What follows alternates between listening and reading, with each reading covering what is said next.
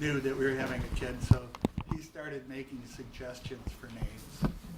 And his two suggestions, I'd forgotten this, his two suggestions for if it was a boy were Jake and Sam. He said, both of those are good. He was like, no, that's like, yeah, I'm Jake, or I'm Sam. And so we went with Ben.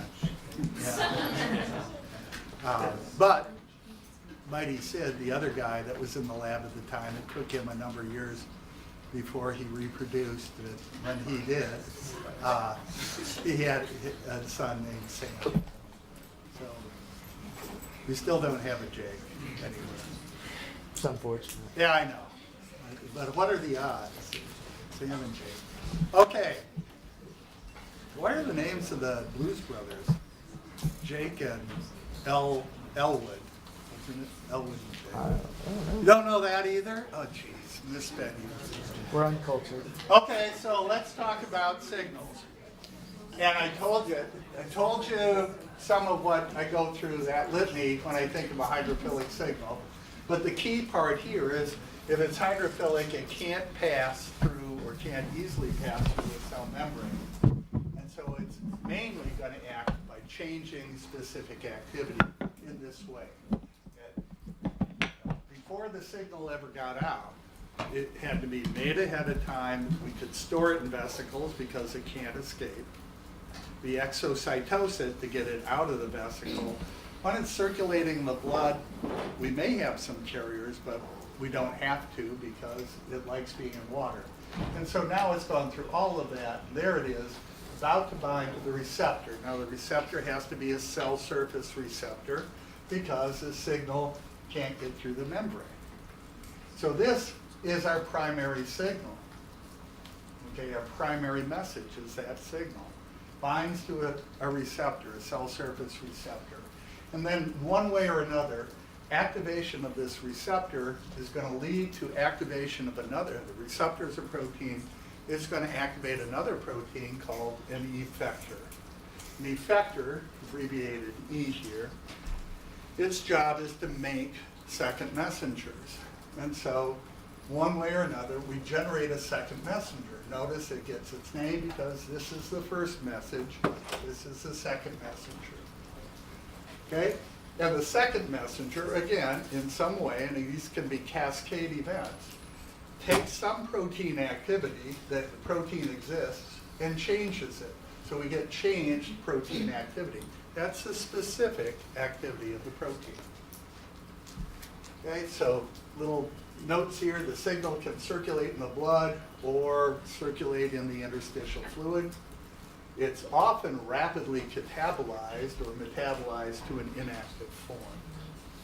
So it's out there, it's floating around, it's exposed, and so it's going to be readily catabolized or altered by enzymes that can change its structure. So that's going to help shorten the duration that this signal is going to be around. The R is a receptor. The receptor's job is to recognize the presence of a signal. That's its job. So it does absolutely no good without having an effector associated with it. Okay, so the receptor is specific for a particular signal or particular group of signals of similar structure. And then the effector, oh, yeah. I just want to know what that said. Mainly act by Where? the triming. Changed? Oh, Change. Okay. Oh, changing, I'm Oh. sorry, way up there? Yeah. That's- Okay. I do that for change and then 3 dots for therefore. Okay, so if I made dots where each of these points of the triangle where it would be therefore. And then the effector is a protein which generates a second messenger. Now the lipophilic signals, they can pass through the membrane, and that immediately tells me, oh, there's the therefore too, the 3 dots. Therefore, they can't be synthesized ahead of time and stored in vesicles because they just diffuse away.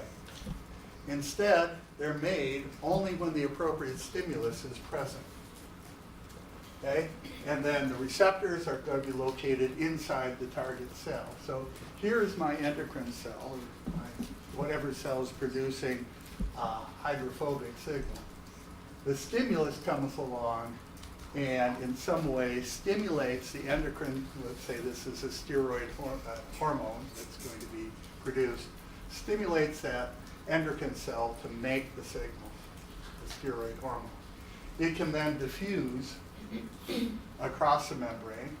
Here's my signal S, the steroid. It can diffuse into the blood, and in the blood it's going to need to be transported. And we're talking about transporting hydrophobic signals in the blood. We do have examples of specific transporter proteins that are found in the blood, and therefore they're called, it's a type of plasma protein. But another one that's most abundant, 10 times more abundant than any other plasma protein, is albumin. And albumin has a trait of being a pretty good non-specific binding agent. So if you're out there, I would like to make the analogy of, let's say you fell into, there's been flooding, and trees are getting torn up and floating down the river, and you fall into this raging torrent of a river, and you don't swim well.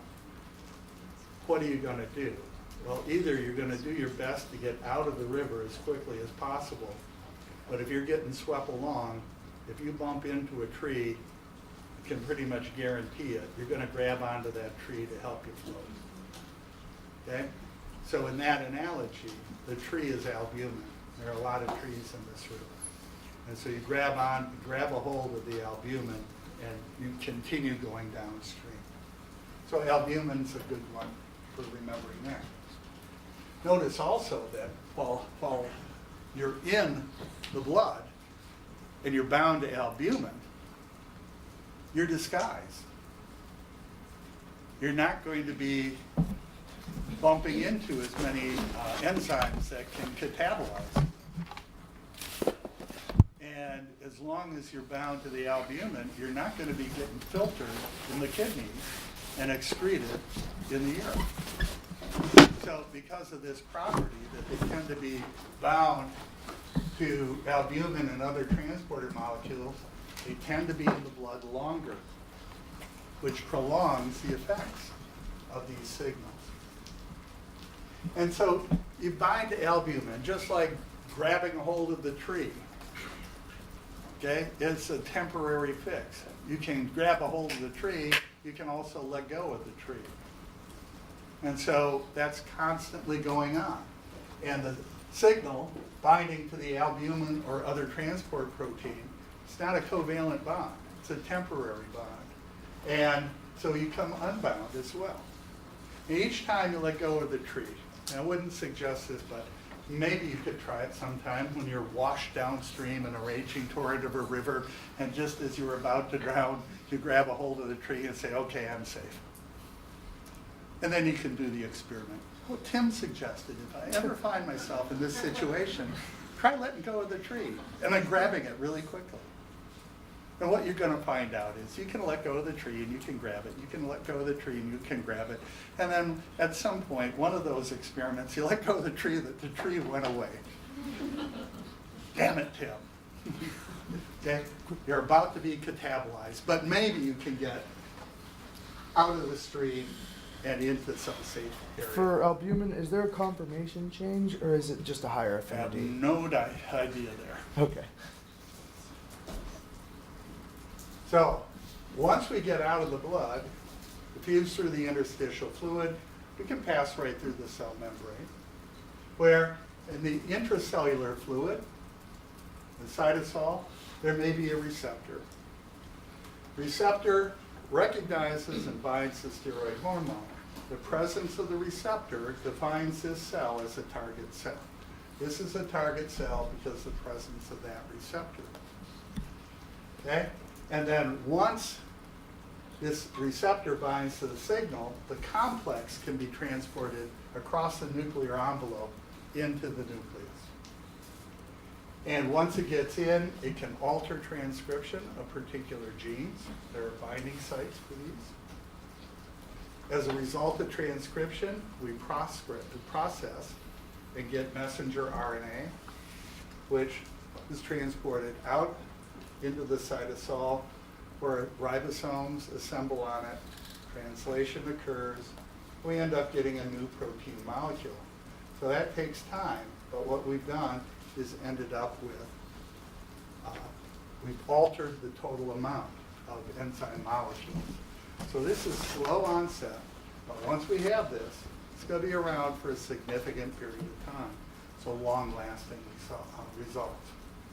Now one note here, and I have seen this asked on national boards, that not all of these steroid receptors are in the cytosol. Some of the receptors already exist inside the nucleus. Okay, generally I think, oh, the receptor has to bind to the signal before the complex can get in. But estrogen, progesterone, and thyroid hormone all have intranuclear receptors. Okay, so estrogen, progesterone, which we associate female steroid hormone, and then thyroid hormone, and neither. They have intranuclear receptors waiting to bind to the signal.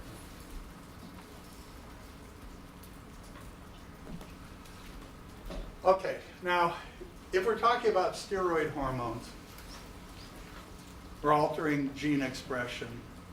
We've got lectures on gene expression coming up. I'm not going to talk about transcription factors here. Those, we have 3 lectures, one on replication, one on transcription, one on translation. Those will all be virtual lectures. Which means, did we do virtual lectures here yet? It was the second years we did that.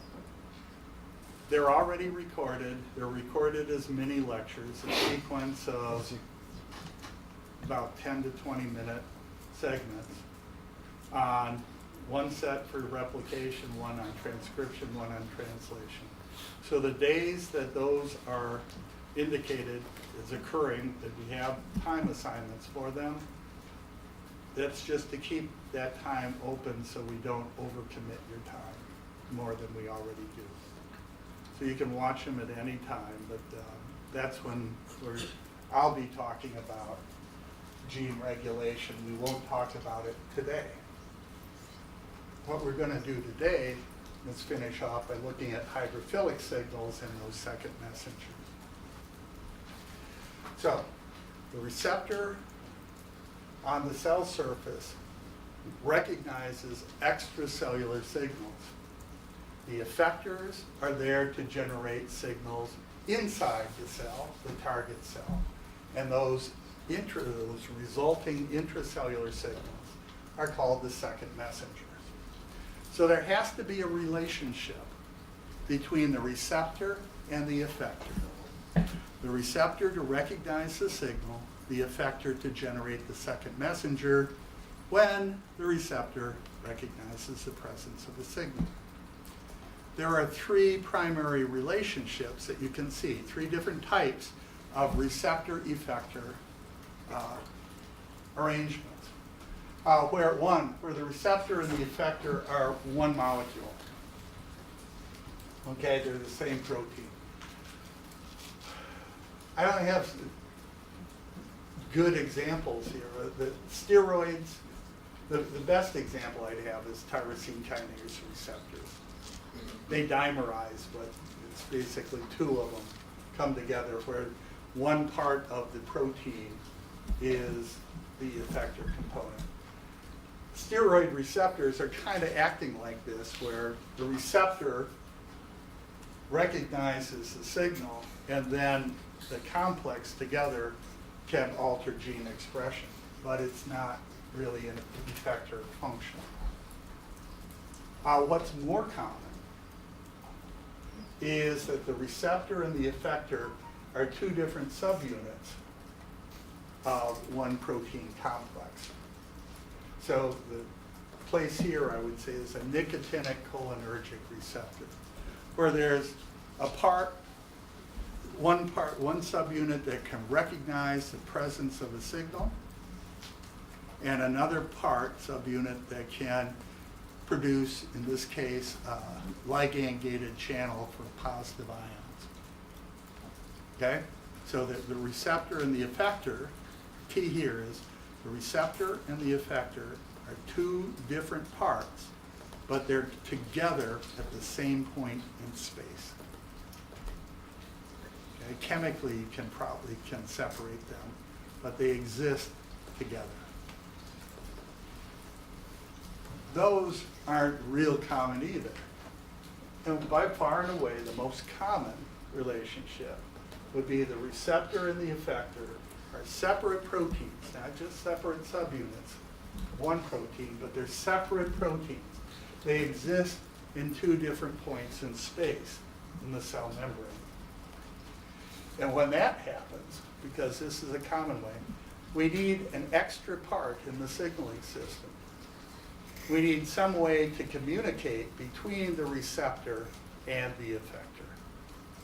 So the receptor's job is to recognize the presence of the signal. The effector's job is to make the second messenger. But when they're not together, we need to communicate between them. And that's where G proteins come in. So here are some examples that I came up with for signal, effector, and second messenger type of arrangements. I'm going to start with neurotransmitters. For neurotransmitters are the signal. Ionophores are the effectors. Ionophore is just a fancy word for an ion channel. And then the second message would be a change in membrane potential. So the signal's a neurotransmitter. You got a whole bunch of them to choose from. Acetylcholine, norepinephrine, GABA, glutamate, glycine. That we just go on and on. And we'll go on and on somewhat in neurophysiology next fall. The receptor recognizes the specific neurotransmitter. So for instance, if the neurotransmitter was acetylcholine, we need a cholinergic receptor. And it turns out there are subtypes of cholinergic receptors. So you're going to get familiar with nicotinic cholinergic receptors, which is what we'd see on skeletal muscle cells, and muscarinic cholinergic receptors, which we see on many target cells of postganglionic parasympathetic neurons. If we were talking about norepinephrine as a neurotransmitter, we know we'll be learning about alpha and beta subtypes of noradrenergic receptors. And even beyond that, we'll learn about alpha 1s and alpha 2s and beta 1s and beta 2s and beta 3s. So there's subtypes of subtypes. GABA, primary inhibitory neurotransmitter of the brain. There's GABA A's and GABA B's, but no GABA GABAs. Now I finally hit, you're watching kids shows. Is this it? You watch kids shows, so you know GABA GABA. My son-in-law, Jose, dressed up as GABA GABA, the guy on GABA GABA. He looked a lot like him. That was really creepy. Okay? Glutamate. There's things like metabotropic and AMPA and kainate receptors. You don't need to know all these subtypes. Just know that we have subtypes of receptors. The effectors oftentimes are ion channels or ionophores. So this is an ion channel that when the receptor is occupied by a signal, the ion channel, the gate in the channel opens. So these would be called ligand-gated channels because it's the binding of the ligand, the neurotransmitter, that causes the receptor to open up. Okay? Ions can flow in or out through the channel. They're doing it through facilitated diffusion. If sodium is flowing in, it leads to increased positive charge inside the cell, so that would be depolarization. If potassium is flowing, it'll flow out of the cell. That will be causing hyperpolarization. And so depolarization takes us closer to threshold. more likely to fire an action potential. Hyperpolarization takes us further from threshold, less likely to fire an action potential. So as we learned the other day, if you depolarize the threshold, you get an action potential that's going to be generated, and that action potential is the information that we were trying to convey to this neuron or cell, excitable cell. Now, channels, when I think of channels for generating EPSPs, excitatory postsynaptic potentials, I think of those channels as allowing sodium and potassium to pass through simultaneously. Heading toward, we saw what happened there, minus 20 millivolts. Above, so taking us toward threshold. Sometimes, though, the ligand-gated channels are permeable to calcium.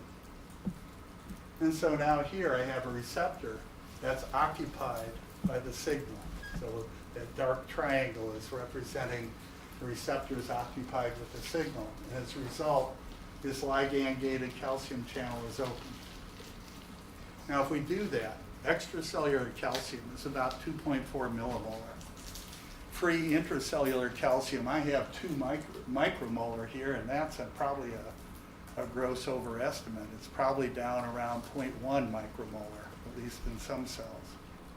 But just to make the math easier, let's take 2 millimolar outside the cell and 2 micromolar inside the cell. That's a 1,000-fold concentration gradient inward for calcium. Calcium is positive and divalent. The inside of the cell is negative, so electrically. And due to concentration, calcium wants to move into the cell very badly. We open up that channel and calcium flows down its electrochemical gradient into the cytosol. So in this example, calcium is the second messenger. And once calcium gets into the cell, it can bind to, there are a variety of calcium binding proteins. A good one to know, if you don't think of any of them yet, a good one to know would be calmodulin. Calmodulin is just one example of a calcium binding protein.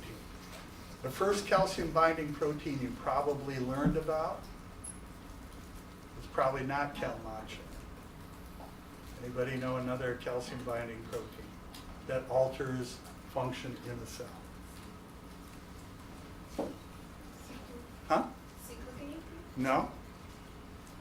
Begins with the letter A. I'm sorry, it doesn't. Begins with the letter T. Troponin, for regulating muscle contraction. But here, calmodulin is a good example of a calcium binding protein. We can take 4 calciums and bind them to a single calmodulin molecule.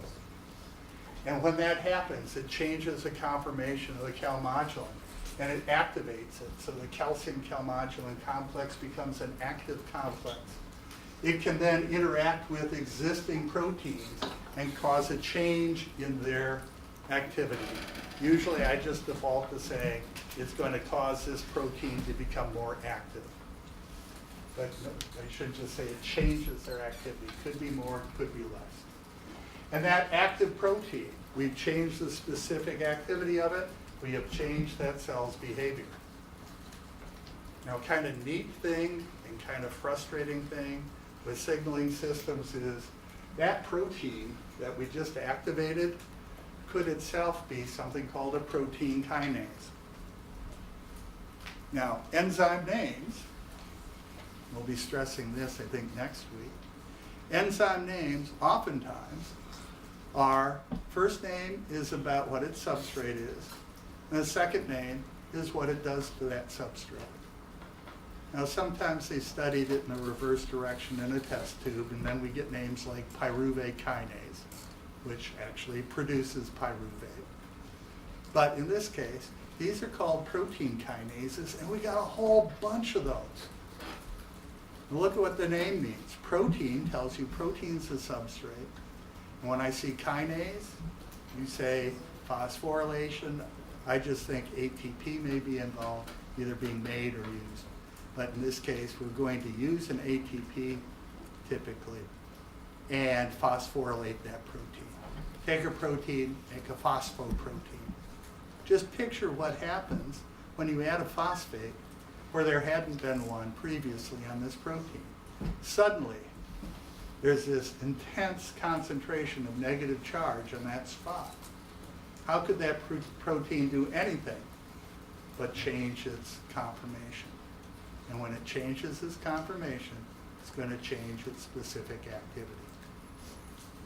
There's even a rule of thumb that goes with this, because this is a real common way of signaling in cells. Okay? Some enzymes are catabolic enzymes, and this I'm thinking primarily with metabolism. Some enzymes are catabolic, they tear things apart. Other enzymes are anabolic, they build up for the future. The rule of thumb is, if you phosphorylate a catabolic enzyme, what happens to its specific activity? Anybody learn this? Or should say, anybody remember it? The rule of thumb, you phosphorylate a catabolic enzyme, its activity goes up. And if you phosphorylate an anabolic enzyme, its activity goes down. Which is pretty cool, because I can just memorize that, or I can have it try to make sense to me. What this means, what's the consequence to a cell that's trying to survive in a universe that's trying to destroy it? It means that I have to have a specific signal telling me to start tearing things apart. Catabolic enzymes. It's a sign. When do I want my catabolic enzymes working? In the bad times. Okay, so what? Well, it also means, and by inhibiting anabolic enzymes, means, well, during the bad times, we'll tear things apart, and we're not going to waste any effort trying to build for the future. Now is not the time to think about it. Well, the cool part is, if it's not bad times, the cell just defaults to good times. The cell defaults to storing and building for the future unless told otherwise. That is pretty cool. We're not going to waste time generating a signal. Hey, look, I just floated into a patch of glucose here. I got to gear up and start storing this away. No, you're built to do that. The only time you're not going to do that is when that glucose isn't out there, when it's scarce, and you start tearing things apart. I think that's pretty clever wiring system. Okay, so we can have these explosions of different effects in a cell. Any signaling system, we need to figure out how do we inactivate it. Okay? Inactivation, we need to inactivate everything that went on here. So the signal comes off of the receptor. It didn't bind there covalently, it binds, it comes unbound. Eventually, pretty quickly, it's going to be catabolized. The moment it comes off of the receptor, the ligand-gated channel, the gate closes. That prevents any more calcium from coming in, but it doesn't deal with the calcium that's already in there. We need to get rid of the calcium. As we start lowering the free calcium level in the cytosol, calcium is going to come unbound from calmodulin, and so the calmodulin complex disappears. But how can we get rid of the calcium? Just like for pretty much every other inactivation mechanism in signaling systems, the inactivation mechanism is there and it's constantly operating. The way we inactivate the rise in calcium is pump it out. Get it out of the cytosol. So where do you want me to pump it? That's what the calcium pumps ask. Well, pump it out to the extracellular fluid. So we have cell membrane calcium pumps. Or you know what? Pump it into the lumen of the smooth endoplasmic reticulum. That's not in the cytosol anymore then. And so we have those circa pumps for calcium. Okay? And if we're a skeletal muscle cell or a cardiac muscle cell, we get so good at pumping them into the smooth endoplasmic reticulum, it gets bigger and bigger, and we call it the sarcoplasmic reticulum. Or we could pump it into the mitochondrial matrix. So three primary places we can pump calcium: out of the cell, into the mitochondria, or into the endoplasmic or sarcoplasmic reticulum. And those calcium ATPases, calcium pumps, are constantly working. If it's calcium ATPase, it's an example of primary active transport. So as the calcium levels drop, calcium comes off of the calcium binding protein, inactivates it, and all we're left with here on our whole cascade then is, what if that our active protein is now inactive, but if that protein had been protein kinase, it had been phosphorylating other proteins. How do we inactivate an activated a phosphoprotein? We remove the phosphate, and those are called protein phosphatases. And they're there, and they're constantly working. So it's not enough to turn things on, we got to turn them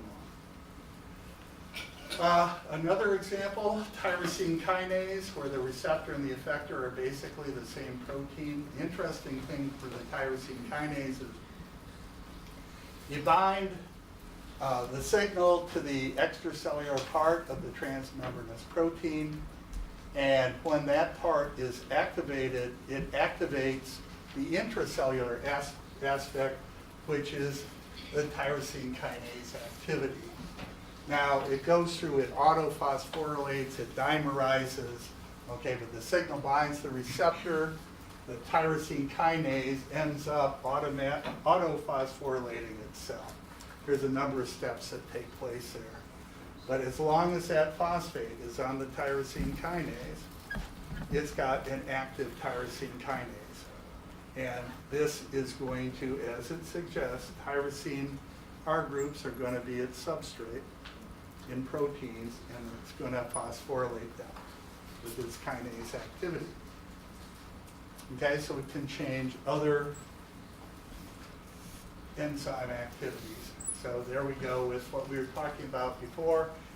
This example, a diagram, take a protein, have it bump into an activated tyrosine kinase complex or molecule, which is going to phosphorylate the protein. Rule of thumb, if it's catabolic, we're going to increase activity, anabolic, decrease it.